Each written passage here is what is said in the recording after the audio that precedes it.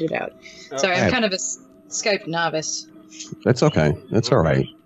We'll be gentle. Somewhere. It worked. We did it. Only took 22 minutes. yeah. Well, we crossed that first hurdle. So I already started to stream. Sorry. So you started to scream. The stream, yes. I scream. Anyway, the stream has started. So we can start. Well, I was ready 22 minutes ago. Now 23 minutes ago. So I already started. So. Okay. You're actually mid rant already. We just didn't know. Yes, actually. Well, I suppose I can moderate most of the part. Sure, and just to let you guys know, I'm also recording this, and this is going to be this is also going to be an episode of the Fedora Chronicles radio show, Electric Speakeasy edition. So, are you guys drinking yet? Are you guys having anything to drink? I am actually. I have some Tanqueray Rangpur gin with some Thomas Henry tonic water. So. Yeah. I'm drinking coffee. Oh, okay. I'm sure that they once in a while they served coffee at a speakeasy. So. Well, yeah, with whiskey in it, right? Oh yeah. So anyway, also here in the background, you guys may hear my son's birds. We're in the middle of a horrible cold snap. And this is the warmest room of the house, so this is where the birds are going to be for a little while. So I apologize if the sounds of the birds they're fighting, or they're doing something else. And I don't ask, don't tell. Right. It adds a touch of the tropics to the whole thing. So. It does. So let's begin at the beginning, Bozart. Let's get into it. Yeah, so this apparently is the Anachronistic Society Speakeasy edition. It's also my kind of anniversary discussion. You're still celebrating your anniversary. Yeah, I haven't really done it, so now I'm compensating the entire month. Yes. So, basically this entire conversation started with an article Eric, wrote. Just tell us about it and how the response of it was. What was it about, first of all, for all the people? First and foremost, it really sort of started with an idea on the diesel-powered podcast with John Pica, and I think that Bossman Larry was there, and we were just talking about 10 years of diesel punk.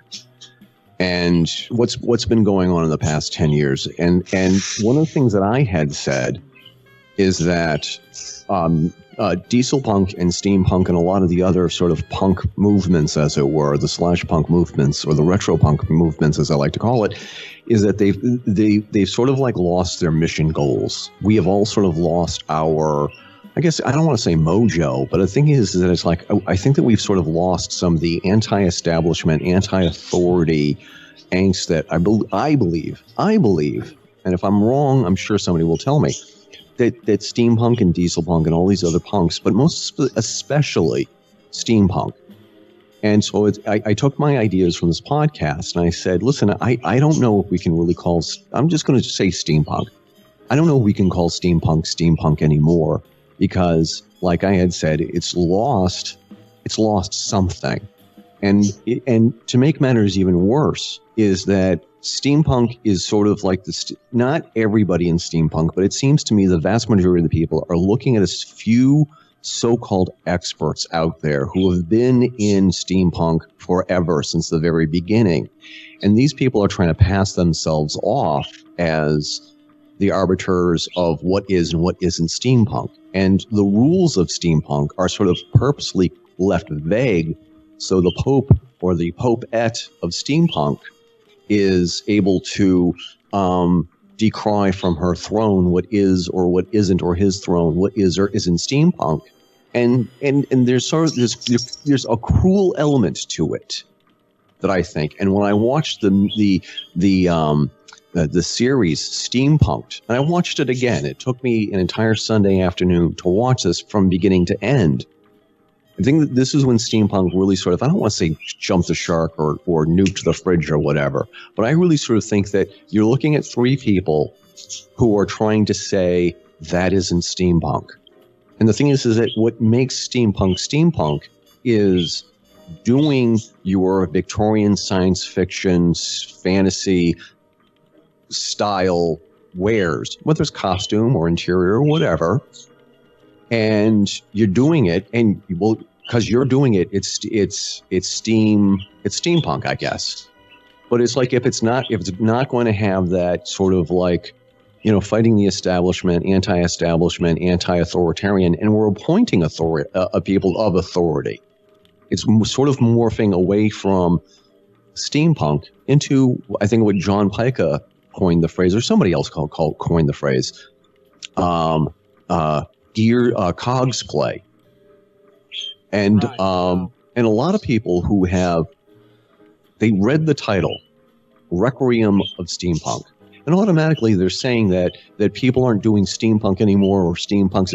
I didn't say anything of the sort in my article. I'm sorry, and maybe I picked a sensational headline to grab people's attention, but it grabbed their attention in such a way they didn't even read the article. I'm not saying that this genre is dead. I'm saying this aspect, the punk aspect of it, has been lost, and I don't expect people to change because of me or because of one article. I even said this in the article. I don't expect everybody to change for me, but I do think that we should get back into the entire retropunk movement. Should get back into it, because one of the things that somebody had told me is that on Casual Friday, he can't wear his Edwardian clothes.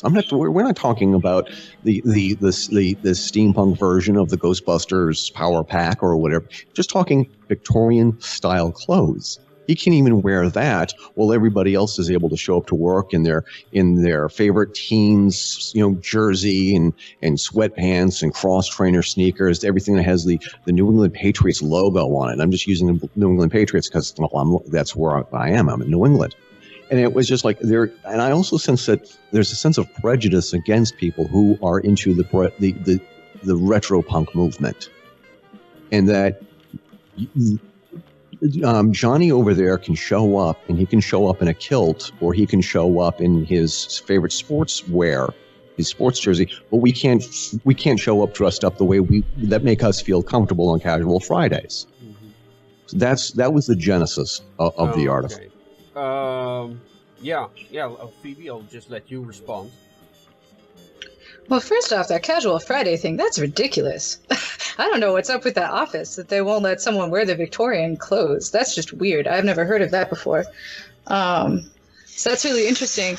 I also have an article that went up this week, if anyone wants to read it. It is not a direct response to Eric's article, but it is something that sort of goes hand in hand, because he was talking about how people make steampunk their own, and we need to allow people to do that. So that's what my article is about. But it's funny, this aspect of punk. So I am 32, so I did not live through punk as a thing. I was, a child. So maybe I don't have as strong of a visceral feeling about what punk has to mean for it to be okay to apply this to steampunk. Personally, my understanding of the punk movement is that it came from feelings. It came from frustration, and people picked up instruments and started expressing themselves through music as a way to channel frustration, and not because they were trained at it, because they felt a need to express themselves. And so for me, that's where the punk of steampunk has always come from, is this idea of participation and participating on your own terms. And I see plenty of that going on. So I guess I do take issue with this idea that steampunk can't be punk. But it might be because punk has evolved. And maybe that's really the conversation, is how has punk changed? Versus should steampunk aspire to be more punk in some way? Oh yeah, I'll just add to that. For me, I guess I was also a bit confused on what you were talking about with the whole punk aspect, because there certainly is or has been a movement that focused very much on the recycling aspect of it. And the value of that in steampunk is a bit of a debate. Like you say, Josh Kingsley, who really doesn't like the recycled aspect of steampunk, that he, paraphrasing, finds it a bit amateurish. And I know there are more people like that who, for that reason, don't want to be labeled as steampunk. One of the best examples I know of is Le Machines in France. People probably know the picture of the clockwork elephant, which people can ride through the park. That's from that. They don't want to be called steampunk, or so I've heard from various French steampunks. And I assume it's that for that reason. In my response, I focused a lot on what does it mean to be punk. I think that's a bit of a problem, that people don't know what steampunk means, so they want to change it into new steampunk or something, or and redefine that, as it were. Or they just want to have Victorians. Now then you're going to have to start a conversation, what is Victorian to begin with? That's also the reason I don't like the label steampunk for myself. I don't identify with that label, because, I don't know what it is, so to speak, like most people. So, that's kind of input. So Bonzo, you have a radio show that's devoted to steampunk, but you are unwilling to take on that label for yourself?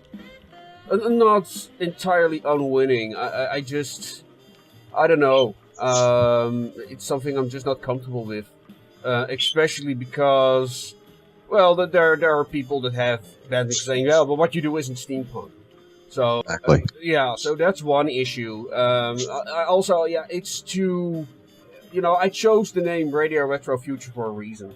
I consider myself more, I am not particularly specific in what my characters are when it comes to either are they dieselpunk or are they steampunk, because my problem with dieselpunk and steampunk and all those other punks, for one, is that they're all so similar, but they also want to be unique. So they think I'm just gonna call it different what I do. That way I can escape the burden of not being found original or something. I'm not sure what the mentality here. And also, sure, it's just clickbait, but it's another discussion. I'm not comfortable with the label. It's not, I use the term for myself in conversation because it's easy. Steampunk is most of all a magic word. When you say you're steampunk, people immediately understand in general sense what you're talking about. That's why I say steampunk is like porn. You know it when you see it. I think that's for a lot of people the case. And how do you know it's steampunk? Well, just because. I'll leave it at that. Well, I think that one of the things that I tend to agree with you on all those points is because the thing is like we use the labels because it's easier. It's verbal shorthand, as it were. And you get to say, okay, I'm a dieselpunk or I'm a steampunk, because the thing is that there is that immediate identification. There's that immediate recognition. And and I like to dabble in both steampunk and dieselpunk, and recently I've really got into atompunk and whatever. And there's one thing that is like I read here, and Phoebe actually wrote. Oh, I'm sorry, Phoebe actually wrote this. And Phoebe, do you mind if I quote you for us? No, go ahead. Go for it. Okay. But when you post your version of a clockwork cactus, you are met with a tide of criticism telling you that you failed to create something steampunk, and people are not interested in your contribution. They are effectively telling the creator to shut up and sit down. That's the thing that really, really irks me. is that somebody actually thinks that they have the power to tell somebody we don't want your contribution. Who appointed this person as the authority to say to that person who created the steampunk cactus, as it were? And I'm not sure if the steampunk cactus is something real, if it's actually that something happened, or if that's just an example that you created. As the thing is, who appointed these people to be the guardians of what is or what isn't steampunk? If somebody were to ask me to determine whether or not something is dieselpunk, I could say, look, this is my opinion, and I think that you could have done this or that a little more, or your thing is more atompunk, or your thing is more steampunk. But the thing is that it's like, if I start going about and I start, if I'm carried through conventions on a throne, and I get to determine what is or what isn't dieselpunk, and I give people the thumbs up with it, you guys have the permission to punch me in the face if I become that kind of an a-hole. And there's a couple people, and there's one of the people who was on this. It's not a game show. It's a parody. It's a steampunk parody of what's the one with Heidi Klum? Project Runway. Okay, so Project Steampunk had a couple of people, and there was a judge, and this judge has a reputation of being very litigious, and has a reputation of, if this person sees something that she thinks that somebody, quote, stole from her. It's Cato. I'm just going to come out and say it. Allegedly, Cato has sent cease and desist orders from people. And it's like, I'd like to get confirmation of that first and foremost. But if it's true, who put her in charge of steampunk? Who did that? Did she do it? Is she self-appointed? If she's the self-appointed authority in what's steampunk, then it's not steampunk anymore. It's steam dystopia.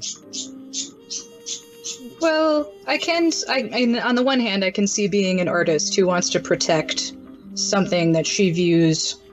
I mean, this is the first I've heard of this, but on the one hand, I can sympathize as someone who obviously was a forerunner in a lot of the fashion stuff, that she might feel protective. But that doesn't change that. If there's a person making something for themselves, that's very different than, and they take inspiration from her designs, that's very different from turning around and trying to do something commercial with it. So, yeah, without knowing the full story, I do sympathize a little bit with that, with her position as a creator, trying to protect herself.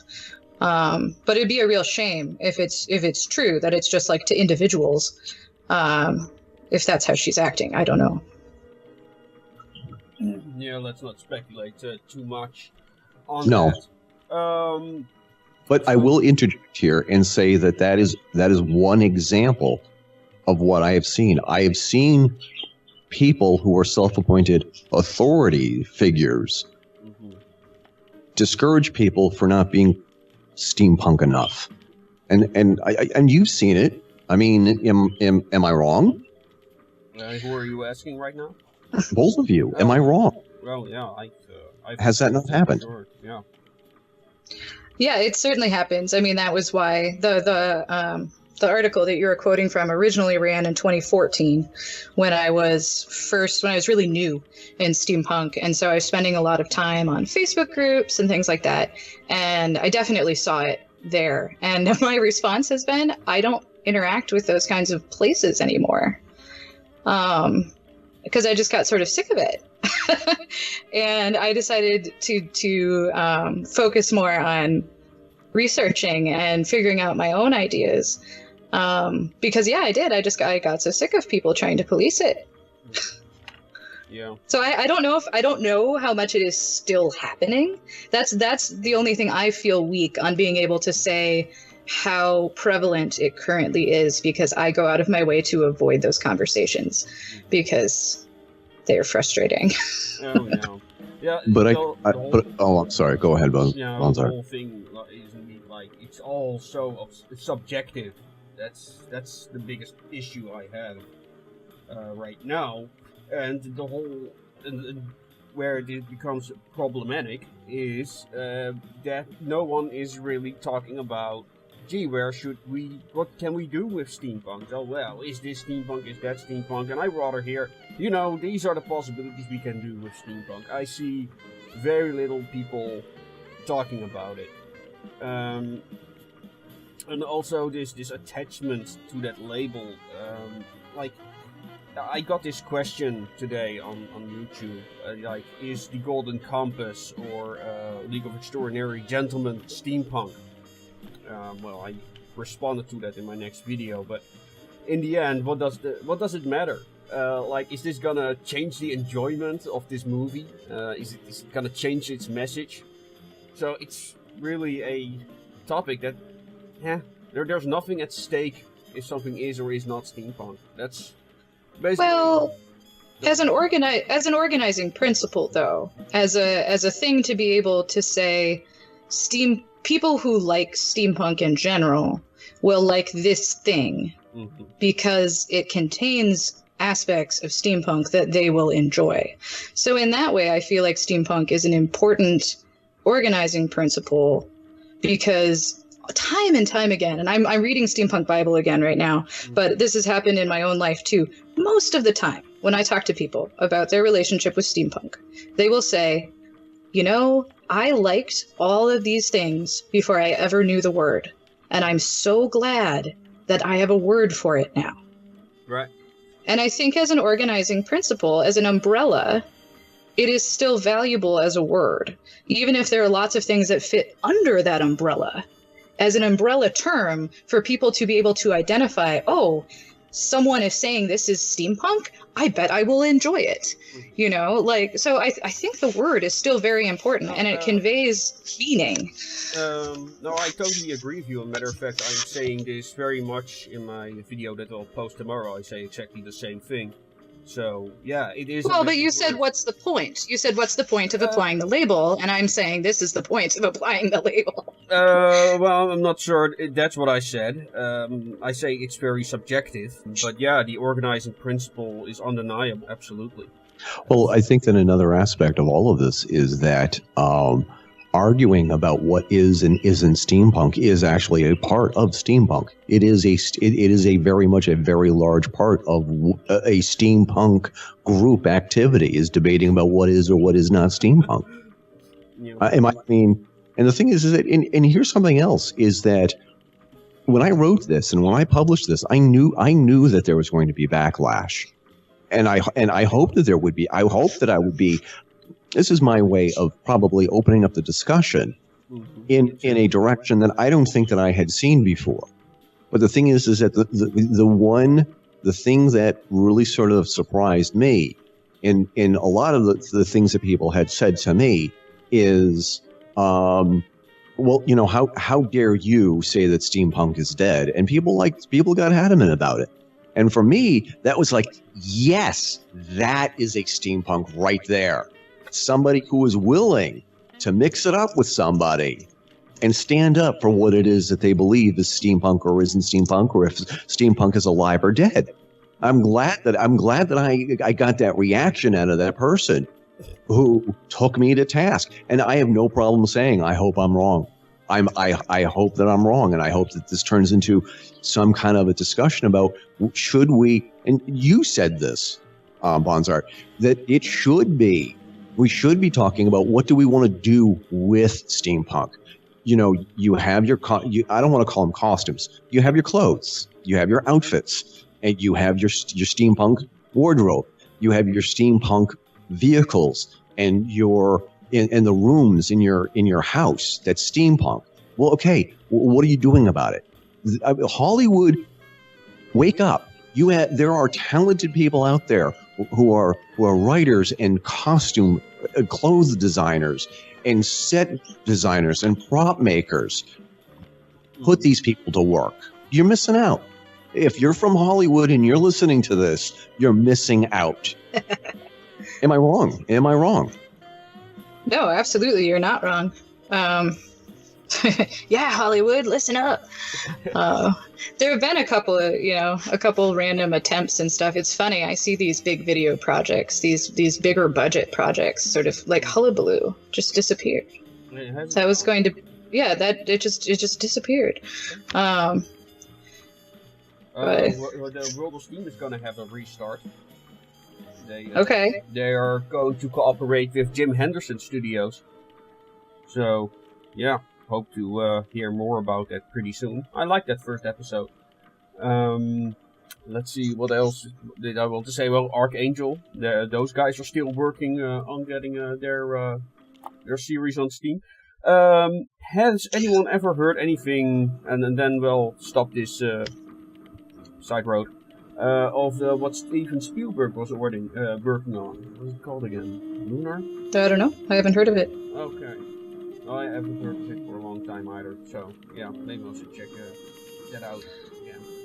So, I wanted to address this question of what to do with it, what to do with steampunk, because I come at it very much from the writer's side of things, and so I feel like there is so much power in words, and so a lot of the good that I feel like I see steampunk doing is in the literature, because that's where a lot of the punk is happening, is it's taking the punk, the verb, I should say, punking it as in more like the Ashton Kutcher kind of punk, the way the verb has come to mean play a joke on.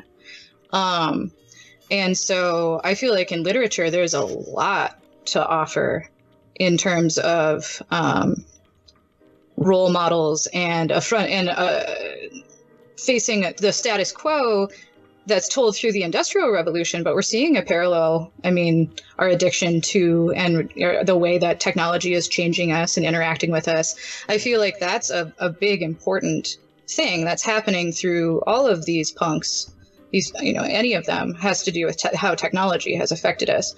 And so I see a lot happening in books, especially because they are expanding to include more cultures that aren't just America and the UK during this time period, that they are problematizing the history in a really interesting way that is a form of activism. So I'd say from the literature side, I mean, yeah, there is having something pretty in your house to look at is one thing, but it is such a big monster, right? Steampunk is so multifaceted. I think that getting back to points that we have made earlier, I think that we do need some activism. I think that there are a lot of us who are just anachronistic. We just don't belong in this place and time. I feel like there are aspects of my life that I would like to be able to go back. I mean, just the style and the aesthetics and a work ethic, and the idea that it was just like, put some music on, put on the kettle, sit down and just talk to somebody. And well, we're doing a digital version of that right now with this podcast. But there's a notion that we are on the metaphysical connection. Walt and I talked about this in the episode that we published yesterday, is that there's this thing called hyperconnectivity, where people cannot help themselves but constantly be attached to media, constantly. You constantly have to have the TV on. You constantly have to check Facebook and Twitter and Instagram and see what's going on. And the thing is that it's losing it's being diluted by the simple fact that it's always there. It's becoming ubiquitous, and that's all. But that's okay. That's socially acceptable. But it's not socially. Excuse me. It's not socially acceptable for somebody to wear their Edwardian clothes to the prom. Whereas, but I mean, and I'm not saying that this is. I'm not saying that this what I'm about to say is wrong. It's like, but it's okay for somebody to be transgender, or it's okay for somebody to be a transvestite or whatever, but you cannot be transtemporal. You cannot dress like from a different period. I love that term. Yeah. I wonder if this is a regional difference, because I've been mostly active in the Midwestern steampunk scene. Yeah. And there a lot of people out here form airships. So they are clubs, and a lot of those clubs are doing, like there's one in Ann Arbor maybe not Ann Arbor, but in Michigan here near me, this week, that's collecting food for a food drive and things like that. And but I wouldn't. I mean, I think steampunk people who dress anachronistically are going to get the hairy eyeball, but yeah, we do. But yeah, but I don't think. I don't know. I mean, you have your example of the guy who's not allowed to wear his Edwardian stuff to work, which is insane. And I haven't run into examples like this at all. I tend to wear more, my steampunk stuff is more subtle anyway. I like jewelry a lot. Mm-hmm. So I wear that stuff out all the time. I mean, I made a point of buying stuff that would be easy to wear all the time, so then I can talk to people about steampunk whenever they ask me about it. So, yeah, I don't know. I wonder how much of this is regional, or maybe I'm just not putting myself out there enough to have gotten the same kind of antagonistic reactions that you are describing. I think it would be an interesting social experiment for all of us, not just the three of us here, but everybody listening to the podcast. Go out in your anachronistic clothes and see how people react. And I mean, I get the hairy eyeball that I get the most are the conformists. You know, the people who belong to the quote silent majority, the people who they are so straight and narrow, and they have such a narrow definition of what it is to be quote a man, whereas everybody has to wear what John Pica calls the great American uniform, where it's from the bottom up, sneakers, shorts or sweats, a t-shirt, and a ball cap.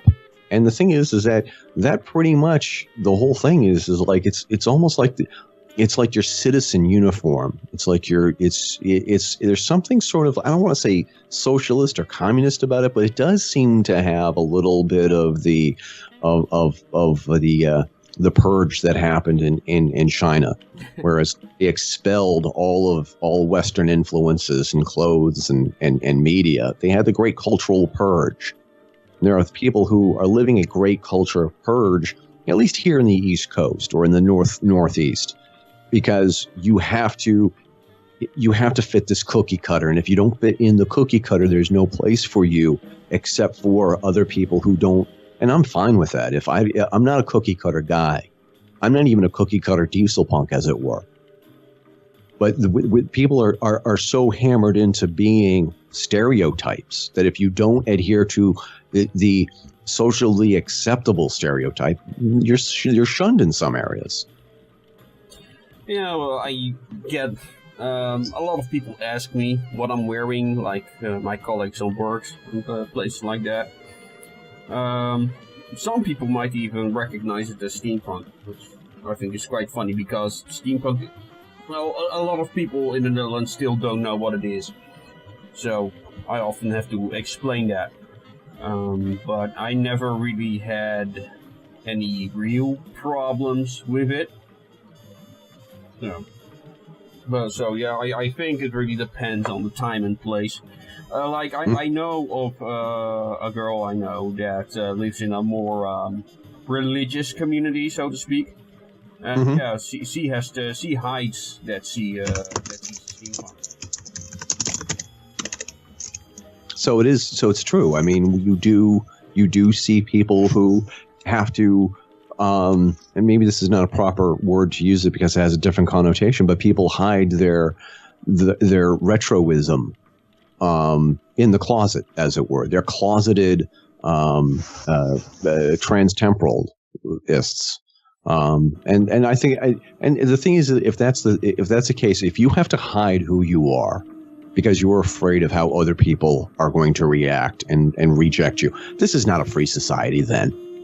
If we're gonna reject people, or if we're gonna have prejudice of people because they dress differently, this is not a free society. This is a free society for a select few who conform. And I know that that's always been a problem here in the United States, and it's been a lot worse too. And I'm not. I was just going to say, this isn't a new problem that you're describing. But I do think that it was just like there's a prejudice against nerds. So there's no other way to say it. Geeks and nerds have always been. But this is the best time to be a geek, Eric. Oh, it is. This is by far the best time to be a geek. I totally agree, but I think that we could slope even further, though. Oh, sure. But, I mean, it's going to take time. It's the same way that, like, I mean, they predict that the prejudice against same-sex marriage, it's just going to age out. It's just the people who are being born don't have those ideas. So as the people who are old die off, we're not going to have to worry about it. And so it's just a matter of it's time for some of this stuff. So I feel like we're doing really well as geeks. And the internet makes it so you can find your tribe.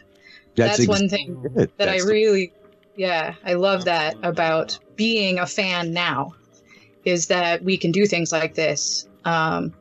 Or when I was living abroad, I didn't have to lose my audience. When I was living in Bulgaria, I could still write and connect with the people, back home.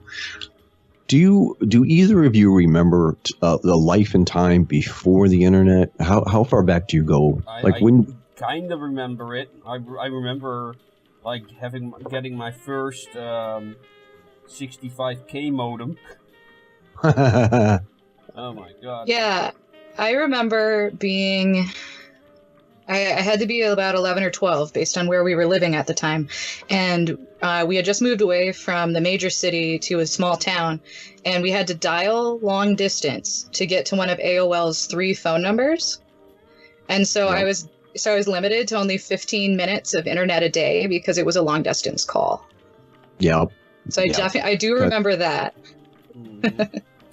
Because the thing is that because I was in I believe I was, let me think, 34. No, I'm not that old.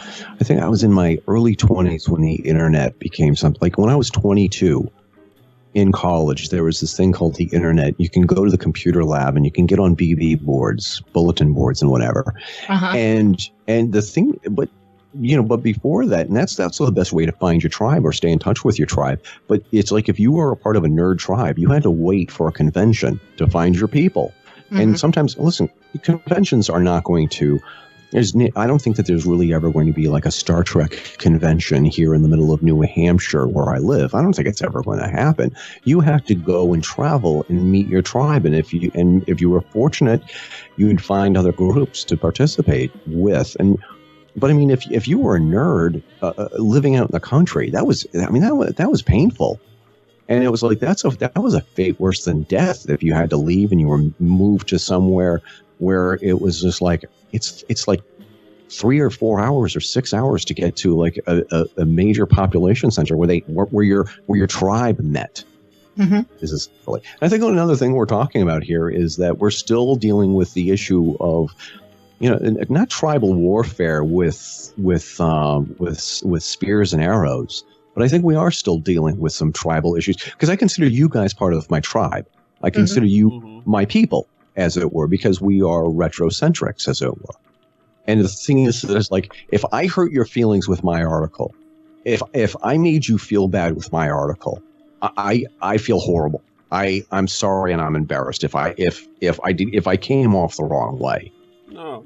And I mean, I did move a couple of sentences around in my article after I published it initially, to put my point ahead of the curve, as it were, on the top of the page, saying, "Look, this is what I really mean."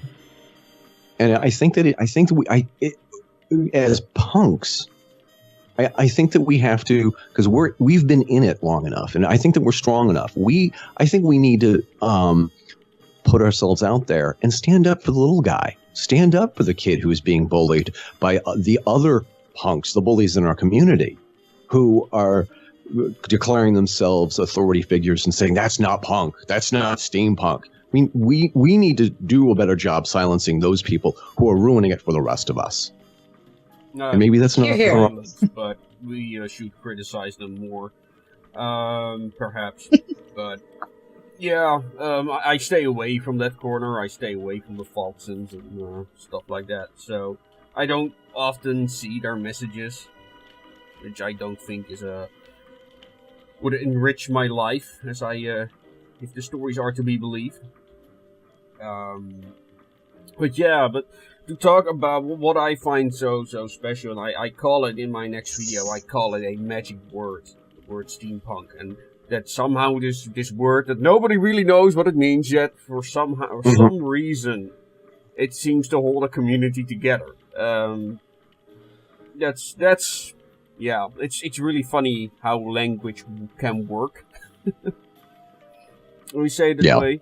But, my question is, what can we do? Like, what can we do to keep steampunk fluent, so that it doesn't become like the Latin language, dead, but yet keep that same spirit alive? And I think, that's what I'm missing, that vision, that's something that, people strive for. Well, I feel like, you're asking for sort of action, right? Action that can be taken, and declaring that you don't care if someone says your thing isn't steampunk if you believe it is, right? Like, basically, encouraging other people encouraging these little guys that you're talking about, acting as mentors almost, because, right, we can't, the genre, the aesthetic, the whatever, the community is not going to continue if more people can't come in. And so, recruiting almost, but doing it in a really constructive way. I also wanted to mention, Bonsard, I don't know if you're familiar about this. There is I believe it's called Steamworks is the name of the lab, and they actually use Steam technology for education. Right. Yeah. And that's what I'm talking about. Yeah, and it's super cool. There's more than one place that does this, but where it's specifically using industrial techniques and things to teach people about the history of technology, which I think would be a really cool thing, for sure, that steampunk can do, and it, there can be some whimsy that brings people in, but they leave learning history. Yeah. Exactly. And so punking history and presenting alternative versions of history, I think, is a really cool dialogue, a cool way that people could interact and learn from history, but they don't know how. It's not something that we're asked to do, right? We memorize facts and we spit them back out, but like interacting with history, I feel like is something really cool that steampunk offers. Yeah, it does. It does. And I'd love to see, people using that more actively. But that takes a lot of effort, and nobody has really taken up that mantle, so to speak. So I hope to see that aspect become more prolific. Just what you said, like in science and physics education, stuff like that. Because steampunk is ideal for that. People are often talking about how do you say, education is becoming very bland. The education system certainly wasn't for me in that respect. So, I'd be really interested if somebody really would take on that mantle and promote it in a wider context, so to speak. Use steampunk as that inspiration to do so.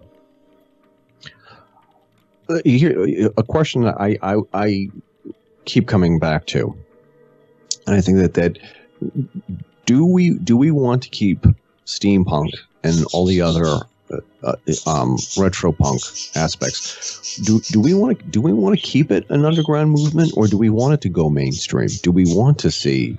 And if it does go mainstream, will it lose something? Will it be diluted? Do we really want somebody like some designer like Calvin Klein, for example? Do we really want somebody like Calvin Klein to determine what is or what isn't steampunk on Madison Avenue through whatever steampunk line he might come up with? Or is that something that we actually want to embrace? So you're saying, should we silence Calvin Klein and not allow him to participate in steampunk just because he's mainstream? Because that would be the flip side of that question, right? I mean, that's the reasoning. And that would be an unintended consequence, I guess, to what I just said. But the thing is that I mean, do we want it? Do we want steampunk to go mainstream? It's something that I think will just happen. And a matter of fact, I believe that steampunk has always been part of the mainstream. I mean, it's steampunk that basically took a mainstream idea, the kinds of things that Disney did in Wild Wild West. So steampunk just made it its own, so to speak, something that was mainstream and popularized it to an unforeseen heights, I think. Well, in Glee, there was a character on Glee. The first time he appeared, he was all decked out in steampunk, and it was all about, is he allowed to wear this outfit and stuff like that. That was a couple years ago. I would say steampunk is mainstream, honestly.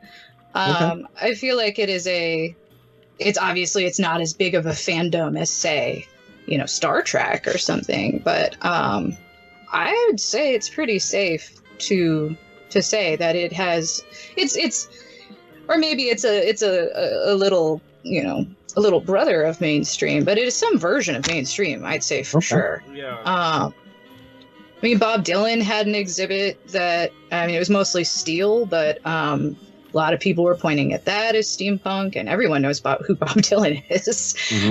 And I have reviewed something like 25 different films, and these are major Hollywood films, a lot of them, through the lens of steampunk. And so there are aspects. They might be philosophical only. They might not be aesthetic. They might just be philosophical that go hand in hand with it. But I have found quite a lot that resonates with me as a steampunk fan in the mainstream. Mm-hmm. Yeah, exactly. I mean, like, is there a cutoff date for steampunk, for example? Like, we have Chitty Chitty Bang Bang, although as early, what's that, the 20s or the 30s? It's one of the reasons why I said this in several videos of mine. Like, I consider steampunk as something that really thrives on geek culture and pop culture in general.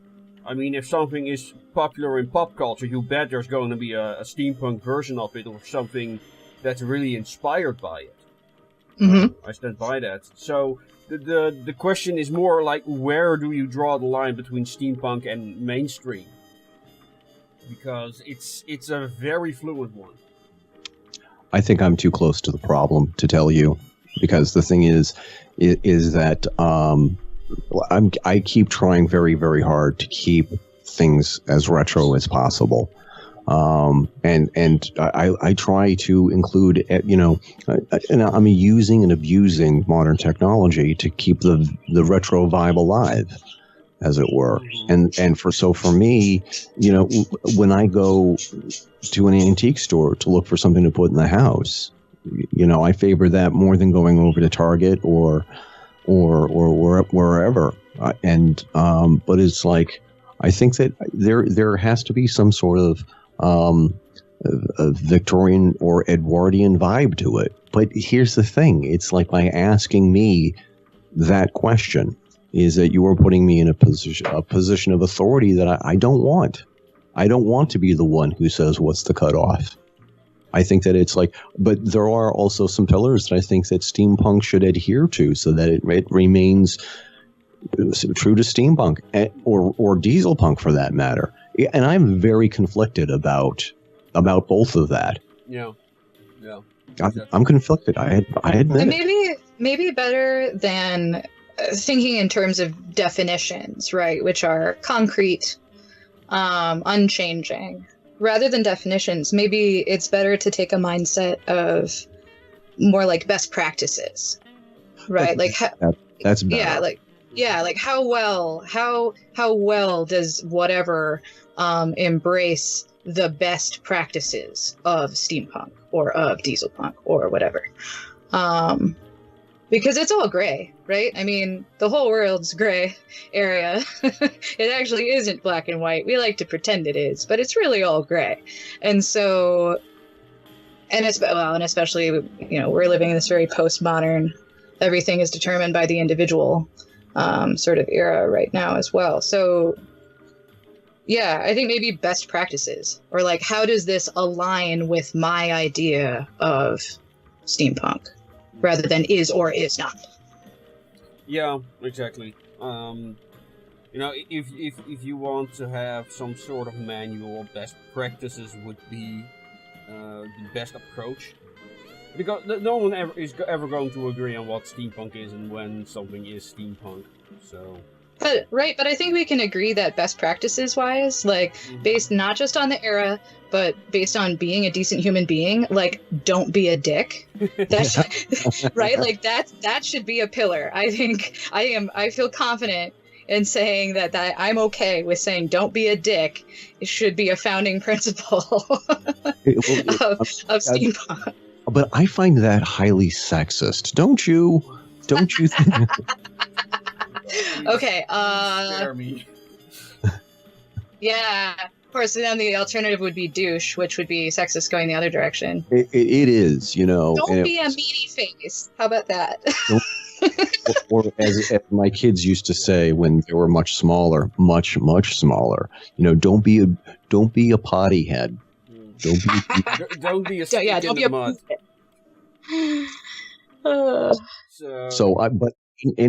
But anyway, Phoebe, right now, while we're doing this, I'm actually quoting you right now on Twitter. Aw, great. I'm making notes as well. Because there is going to be a quiz later on, students. But I do think, I mean, what I would, and I was reminded of this today. Do you remember in Citizen Kane where Orson Welles as Charles Foster Kane is writing the Declaration of Principles? Like, I mean, I would really like to see some kind of something like a Vatican convention for steampunk and dieselpunk to come together and say what are the best practices for all the retro-punks. I think that would be interesting. But where would you have it? Would you want to have it in London, or do you want to have it in the States somewhere? Where would we have it? But I think it would be interesting to have an actual convention where we actually discuss, like we would do one day, have a panel discussion on what are the best practices for retropunk, and then actually sit down and discuss. What do we want to do? What do we want to do with steampunk? It would be interesting. I'm not saying that everything would have to be carved in stone. I think it would just be interesting.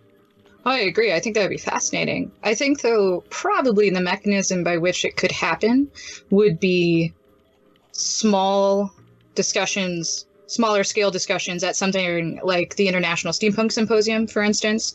Mm-hmm. If there was a session and there was a conversation and it was taped, and then the same kind of conversation happened more places, mm-hmm. right?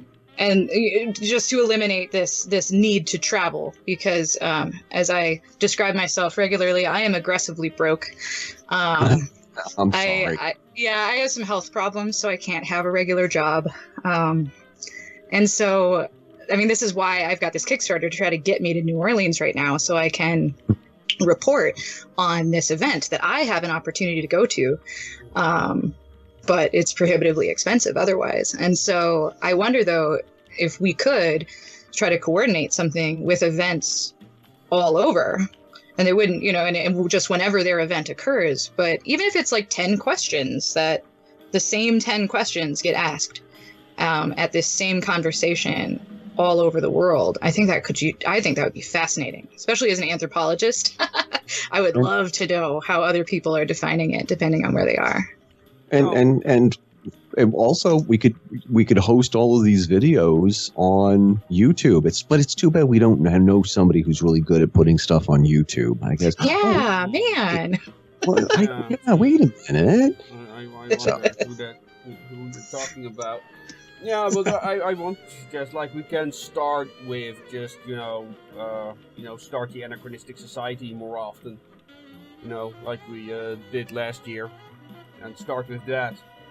And yeah, then you get that would take a lot of investment, especially in sound equipment and time and dedication.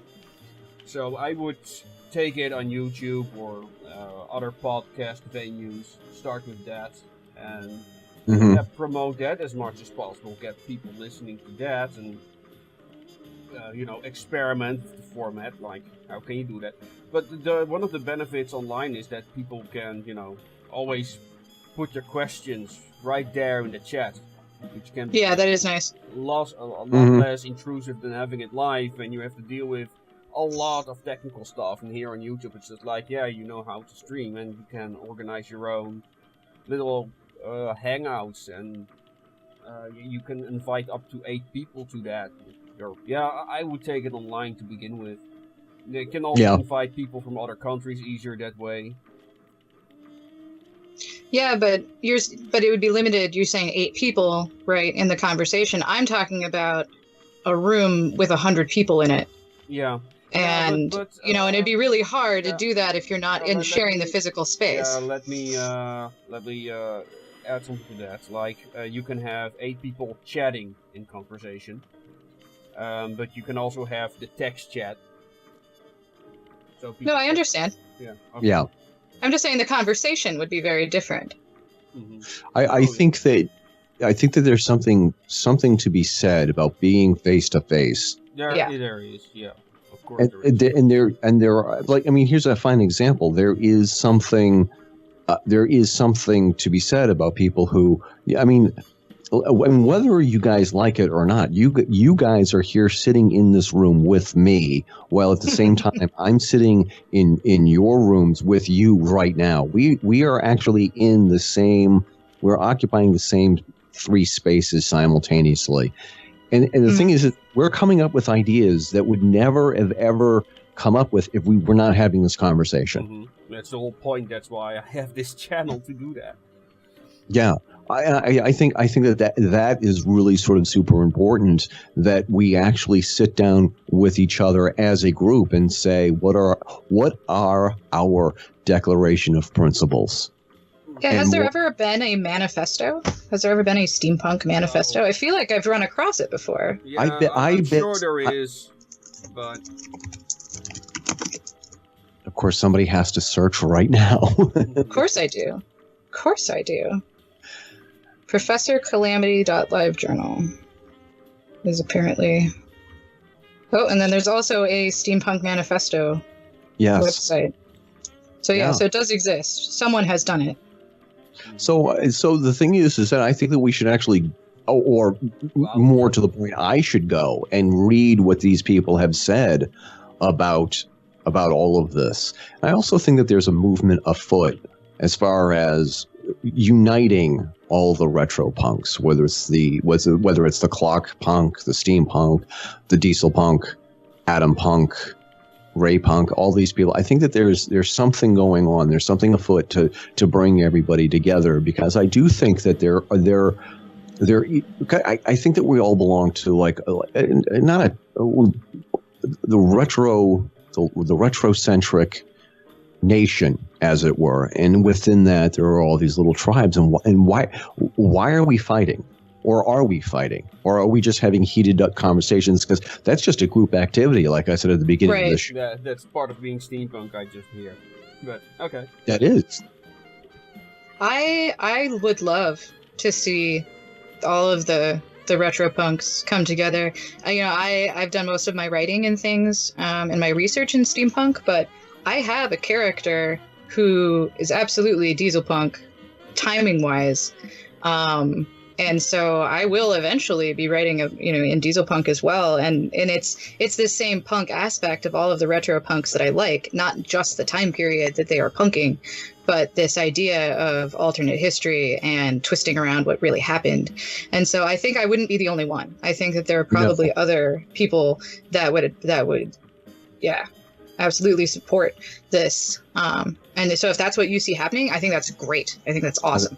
I think it's phenomenal, and I think that we really also need to, and this is one of the hardest lessons I've ever had to learn in my life, and I keep relearning it. speak less and listen more. You have one mouth, but you have 2 ears, 2 eyes. So you really should be talking only a quarter as much as you're watching and listening. And instead of jumping to the point you think somebody is making, or you're just listening to figure out how to respond next. Mm-hmm. Actually, what is this person really trying to say? Because the thing is that there might be some kind of a language barrier or some kind of reference barrier that we're missing here. And really sort of really listen to people, and really sort of when somebody gets into, I'm frustrated, I don't know what steampunk is. And instead of everybody jumping down this person and saying and barraging people with the Steampunk Bible and the Steampunk Manifesto and whatever it is I write in the future, stop and think. Ask this person, okay, what do you already think it is? And that's a great place to start. Yeah, it really is. So, yeah. So as my therapist loves to say, well, folks, we're almost out of time. Is there anything else you'd like to say before we talk about your prescriptions? No, I think we made quite some progress. So, yeah. Well, did we fully discuss though this question of punk though? Is steampunk punk, or did we? Do we feel like we've done that? Because that is really why we came together today. I know, but... No, but it sounds like we all kind of agree, actually. Yeah. Well, because the thing is that, like I said, this is our favorite group activity. Mm-hmm. Discussing what is steampunk and what is dieselpunk and what is not dieselpunk. I think that we've come to the agreement that's our favorite group activity, and I don't think that we are ever going to settle on a definition. No. And that when I wrote what I wrote when I wrote it, because that's what I felt like I needed to say at the time, and listening to other people, I mean, really reading what people have to say about this is really sort of an eye-opening thing for me. I'm glad I wrote it. Mm-hmm. And I'm glad I said what I said when I said it. But if I had to write it over again, I would not have said the same. I don't think I would have worded it the same way. I know I wouldn't have. Well, and that brings up a really interesting, because you were talking about having more eyes and ears than mouths, and which I agree with that up to a point. But at some point, someone needs to be saying something for other people to react to. Mm-hmm. I got in an argument with a roommate in college because we had different approaches to meeting new people. And she said that she would just be quiet and listen. And I said, well, but then that puts all of the burden on them. Mm-hmm. So I like to put things out there and see how they react. And then, right. But to her, that was such an affront that I would do that to people. And I'm like, but I'm helping them because I'm giving them something to react to. So I am trying more and more to put myself out there in order to have these conversations more. I mean, this is a good example. A year ago, I wouldn't have come on a show like this. But so I'm trying to sort of, to I don't know, be more of a catalyst.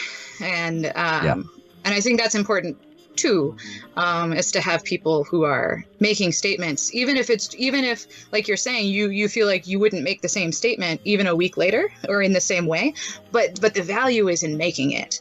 And so, and going along with encouraging people to add to the conversation, to add to what is steampunk, I think that's part of it as well. And to structurize it. But shall we leave it at that for tonight? All right. Okay. Absolutely. Yeah. This has been the best. This is the best time I've had with you guys. I think this is the best podcast the three of us have ever done together. It's also the first podcast we did with the three of us, but But it was awesome. So let's just embrace that. Yeah. So if you want to do this again, just let me know. And for you listeners out there, I hope you enjoyed this podcast. If you have ideas of your own, please let us know in the comments. Even if you just want to have if you want to come on and have a discussion with us, just send one of us a message, and I'm sure something can be arranged. Phoebe, Eric, I hope to do this again sometime. Maybe we can start together on that best practices manual or manifesto, whatever you want to call it. And for you people back home, as always, make it your way. And don't forget to keep your chin up and your fedora on. Well, my new catchphrase has become, you always have a choice, so choose to be splendid. Perfect. That's beautiful. Beautiful.